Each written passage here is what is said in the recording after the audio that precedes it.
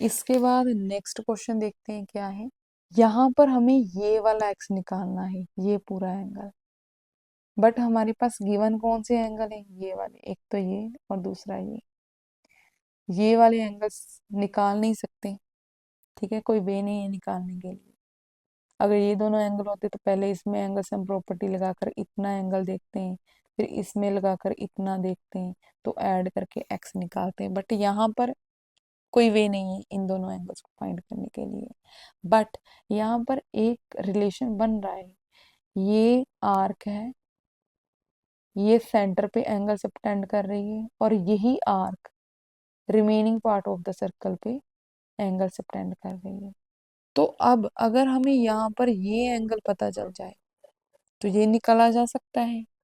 ये कैसे find out कर सकते हैं हम, ये देखो, ये पॉइंट है, ये पॉइंट के अराउंड एक कंप्लीट एंगल बन रहा है, राइट।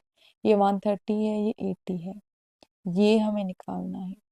एक पॉइंट के अराउंड कंप्लीट एंगल 130 डिग्री के इक्वल होता है। इट मीन्स ये तीनों का सम इक्वल टू 130 के इक्वल होगा। रीजन क्या देंगे, कंप्लीट एंगल। फिर इन दोनों के सम को 130 से माइनस करके ये एंगल पता चल जाएगा। एक बार ये एंगल पता चल गया तो थ्योरम को यूज करके ये भी निकाल सकते हैं, क्योंकि ये डबल होता है इस एंगल से। ये रिजल्ट हमने थ्योरम में पढ़ा। तो देखते हैं इसको कैसे लिखना है अब हमें। यहाँ पर सबसे पहले हमने ये तीनों एंगल्स को कंसीडर किया, A O B angle, A O C angle, C O B angle. तीनों का sum equals to 360 degree. Reason क्या दिया, कंप्लीट एंगल। ठीक है, ये रीजन है, कंप्लीट एंगल। उसके बाद यहाँ पर इनकी वैल्यूज भरी, 80 डिग्री 130 डिग्री ये जैसे दे रखी है यहाँ पर, इक्वल्स टू 360। फिर इन दोनों को ऐड किया तो 110 आ गया। बाकी एज इट इज लिखना है, ठीक है। Angle A O B plus इनको ऐड करके 120 equals to 130। Angle A O B equals to ये 360 आ गया, इसको दूसरी साइड शिफ्ट किया तो ये नेगेटिव हो गया। ए ओ बी कितना आ रहा है, 360 माइनस 210 इक्वल्स टू 150।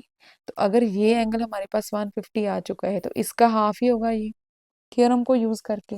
कैसे लिखेंगे इसको, कि angle A C B, angle A C B ये वाला half of angle A O B.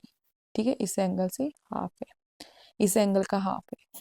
तो ए ओ बी हमने कितना निकाला, 150। तो ए सी बी कितना है यहाँ पर, एक्स, यहाँ पर एक्स लिखा, equals to half of 150। Solve करके 75 आ गया हमारे पास।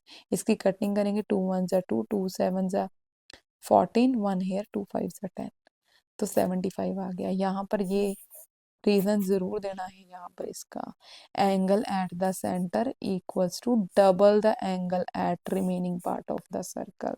Remaining part of the circle पर जो एंगल होता है उसका डबल ये होता है, तो इट मीन्स इसका हाफ ये होगा। वही हमने यहाँ पर लिखा, ठीक है। थ्योरम के अकॉर्डिंग हमने वर्डिंग लिखा।